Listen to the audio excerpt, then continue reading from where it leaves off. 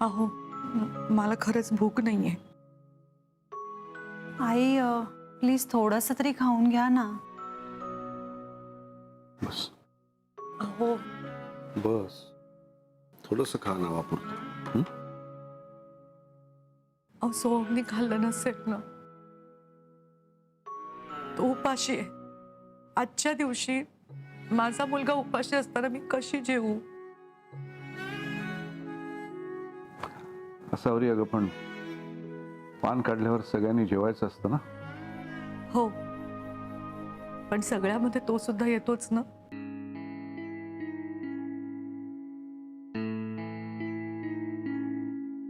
Shubhra सोहमला phone लाव, त्याला विचार किती वेळ लागणार आहे. तर सांग आम्ही थांबलोय जेवायचं.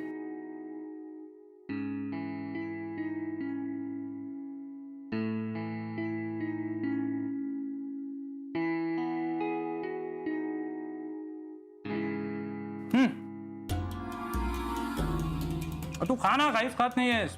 अजून पार्सल मागवलंय, भरपूर येत आहे.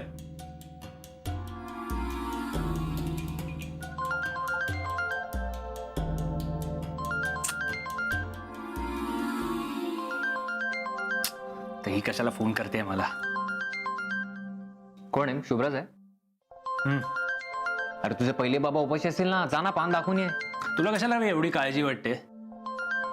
आणि तुला काळजी वाटत असेल ना, तू जा, तू पान दाखवून ये जा. नको जाऊ, मला काय. खेळ चल.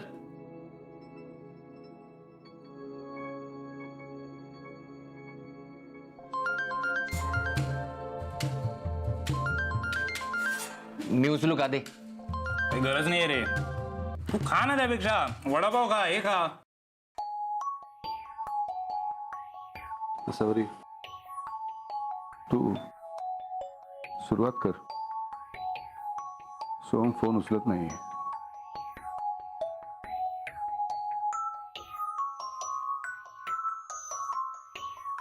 आई प्लीज थोडंसं खाऊन घ्या ना. वाटल्यास मी थांबते त्याच्यासाठी.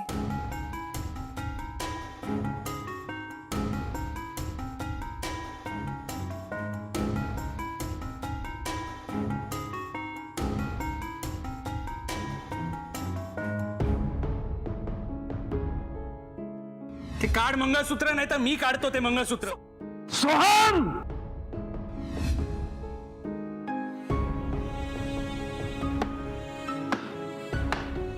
काय केलं मी हे? काय केलं मी हे? कसा हात उगारला मी सोहमवर?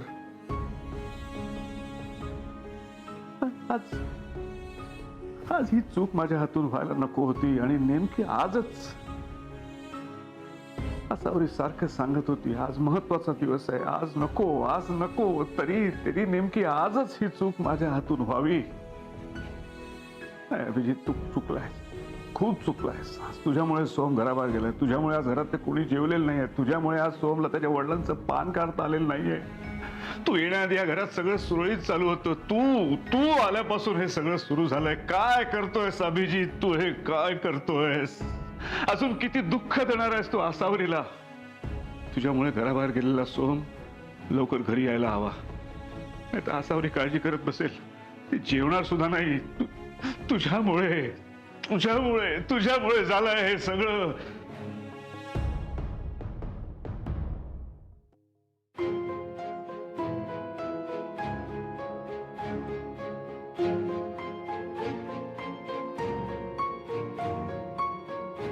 सोहम, मला माहिती आहे तुला माझा खूप खूप राग आलाय. तू माझा फोन घेणार नाहीस, पण मी काय सांगतो ते फक्त ऐकून घे. माझ्या हातून जे व्हायला नको ते झालंय. मी माझी चूक मान्य करतो, पण प्लीज प्लीज मला माफ कर. तू नेहमी म्हणतोस ना मी तुझ्या आणि तुझ्या आईच्या मध्ये आलोय, पण आज मी चुकून तुझ्या आणि तुझ्या वडिलांच्या मध्ये आलो. माझ्यामुळे तुला तुझ्या वडिलांचं पान काढता आलं नाही, ह्याचा तुला किती त्रास होत असेल याची मला पूर्ण कल्पना आहे. पण प्लीज मला माफ कर. झाल्या प्रकाराची शिक्षा तुझ्या आईला देऊ नकोस. लवकरात लवकर जेवायला घरी ये सोहम. तू जेवल्याशिवाय तुझी आई जेवणार नाही. प्लीज सोहम, लवकरात लवकर घरी ये.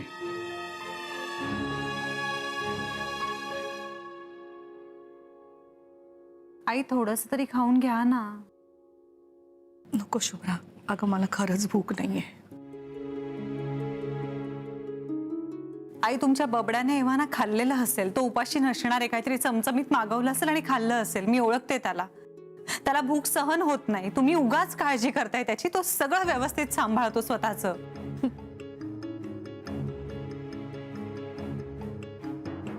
खूप सोपं असतं ना शुभ्रा असं ठोकताळे बांधणं. तो काय मस्त खात बसला असेल तिकडे. तुम्ही काही काळजी करू नका, तुम्ही जेवून घ्या.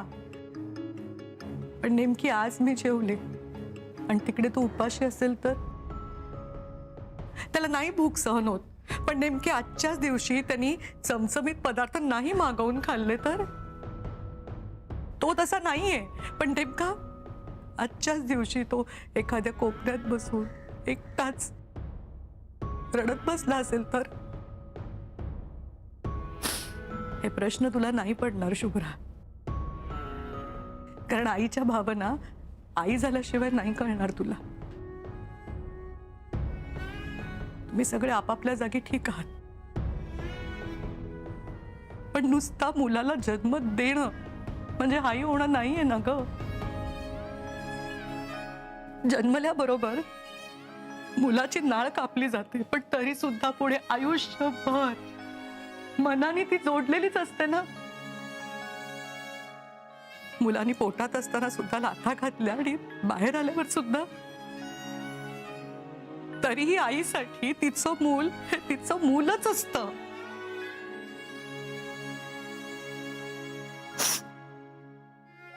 आई पण हे ओझं नाहीये.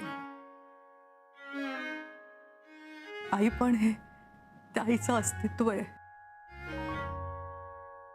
आत्ता बघ ना शुभ्रा, आत्ता ना माझ्या घशाखाली घास उतरत नाहीये. कारण मला माहिती आहे कुठेतरी ना माझा मुलगा अस्वस्थ आहे, उपाशी आहे. आणि हे फक्त एका आईलाच जाणवू शकतं. आई हे फक्त नातं नाहीये, तो एक खूप महत्वाचा आधार आहे. कारण आई असेल तर तिचं मूल कधीच एकटं नसतं. त्याला माहितीये की जगात स्वतःपेक्षा सुद्धा त्याच्यावर जास्त प्रेम करणारी फक्त त्याची आईच आहे. मग सगळ्या जगाने जरी त्याला दूषण दिली, नावं ठेवली, त्याला हरवलं, चुकवलं, टाकून दिलं, तरी आपली आई आपल्या सोबत आहे. हा विश्वास महत्वाचा आहे. माझ्या मुलाला माझ्या असण्याचा वाटणारा आधार महत्वाचा आहे. आणि म्हणूनच तर कुठल्याही नात्यांपेक्षा हे नातं जास्त महत्वाचं आहे. निदान माझ्यासाठी तरी. माझ्यासाठी माझं माझ्या मुलासाठी असणं महत्वाचं आहे.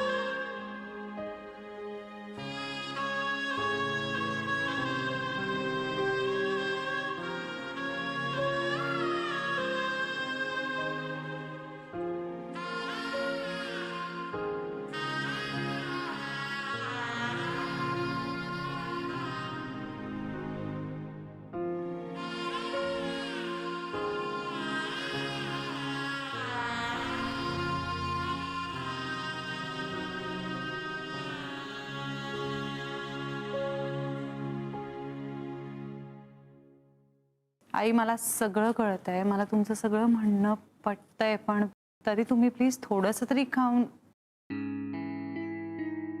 सर तुम्ही तयार होऊन कुठे निघालाय? अभिच किचनला जायला हवंय. अहो पण तुम्ही उपाशीच कुठे निघालाय? पटकन 4 घास खाऊन घ्या ना. तू जेवणार आहेस माझ्या बरोबर?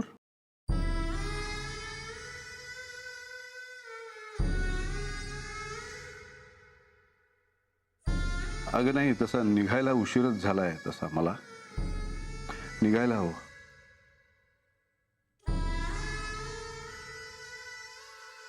नाही थांबता येणार.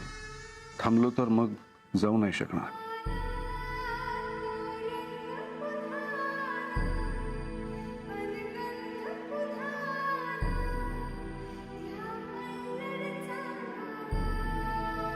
ये जातो मी.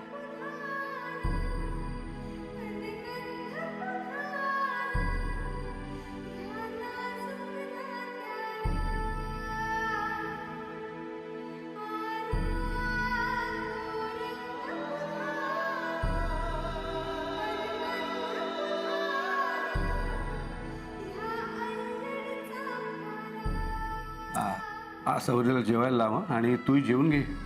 मी करतेच आहे तो प्रयत्न. तिची काळजी घेशील ना. का असं बोलताय तुम्ही?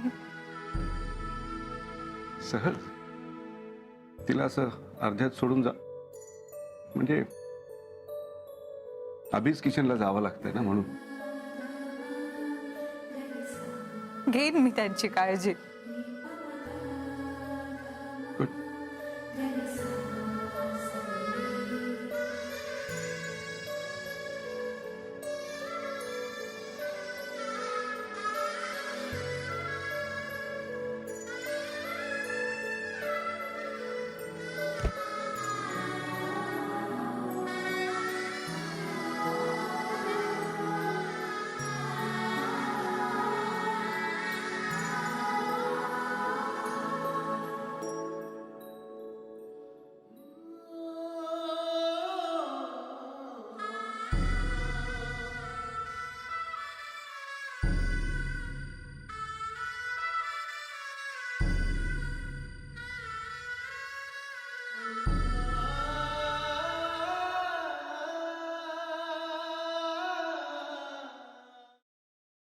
झाल्या प्रकाराची शिक्षा तुझ्या आईला देऊ नकोस.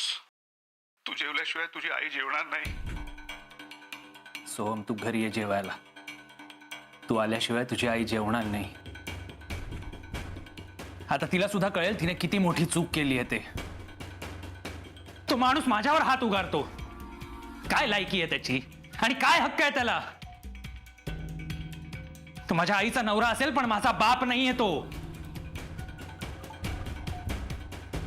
आता मी निघून आलोय ना तिथून, सुतासारखे सरळ झाले असतील.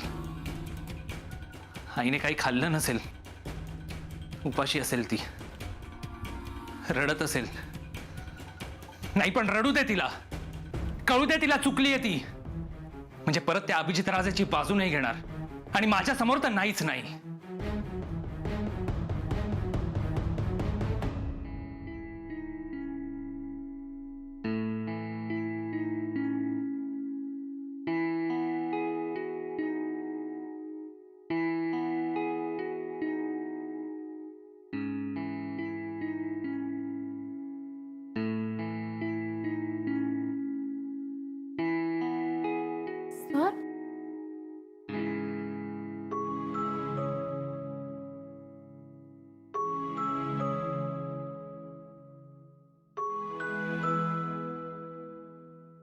सर, आता तुम्ही यावेळेला इथे?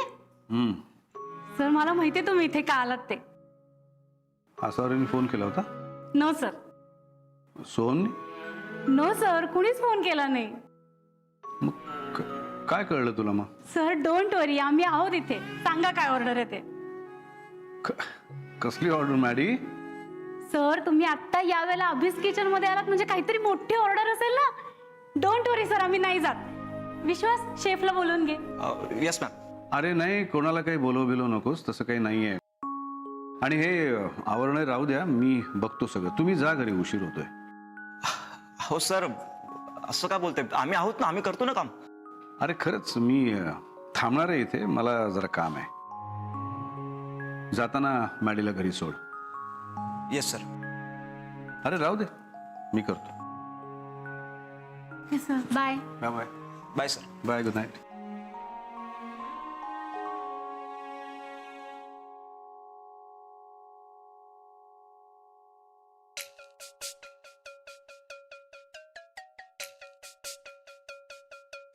शुभ्रा, मी ताज्या पोळ्या करून ठेवल्या आहेत, ताजा वरण भातही केलेला आहे. तू जेवून घे, मी थांबते सोहमसाठी.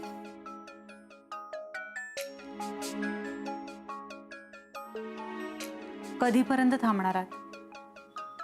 दुपारची रात्र झाली त्याची वाट बघण्यात. आई ऐका, तुम्ही दिवसभर काही खाल्लं नाहीयेत. सर आई असं न खाता निघून गेलेत. तुम्ही दोघंही उपाशी असताना मी कसं खाऊ? एक काम करूया, आपण सगळेच थांबूया. तुमचा बबड्या आला की एकत्र जेवूया. तू कशाला थांबतेस? तू तर त्याच्या नावाचं मंगळसूत्र सुद्धा काढून टाकलंयस ना.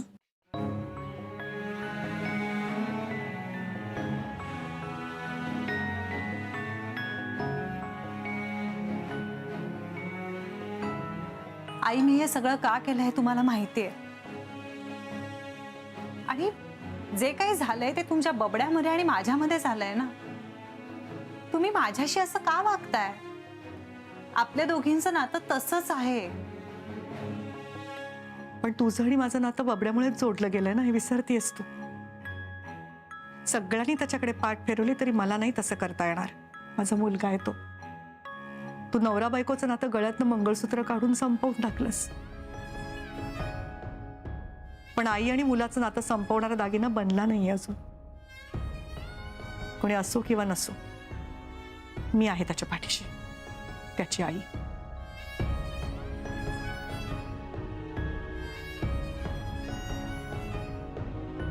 आई, तुम्ही हा डबा कशासाठी भरताय? हे उपाशीच गेलेत अभिस किचनला. यांच्यासाठी डबा घेऊन जाते मी. नाही, नको. म्हणजे मी डबा घेऊन जाते सरांसाठी. तुम्ही घरीच थांबा. तुमचा बबड्या आला तर तुम्ही घरी असायला हवं. द्या, मी जाते.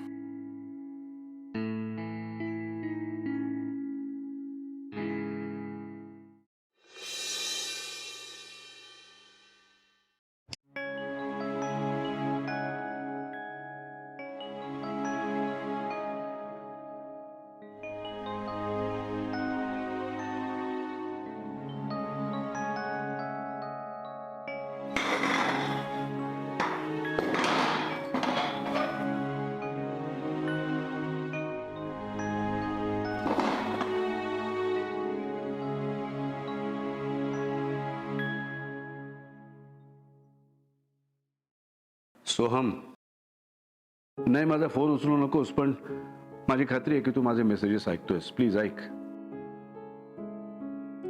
मी कबूल करतो यार, भावनेच्या भरात हात उगारला मी.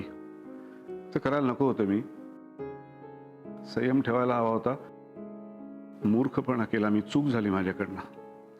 त्याची तू मला जी शिक्षा देशील ती मी भोगायला तयार आहे. I am sorry. I am really sorry. मी असं करायला नको होतं.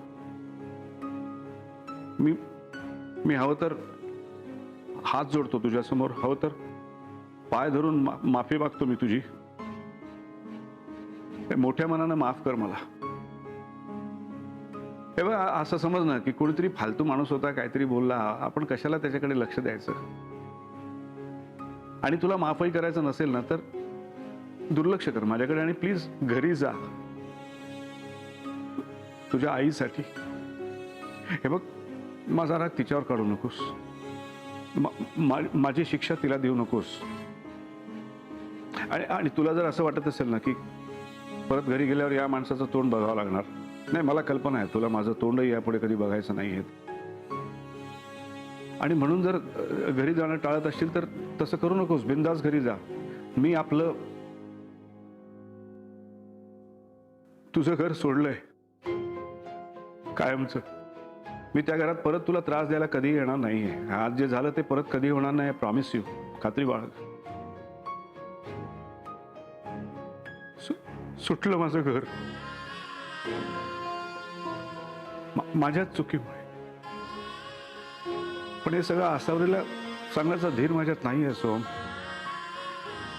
त्यामुळे लवकरात लवकर घरी जा आणि काळजी घे माझ्या आसावरीची.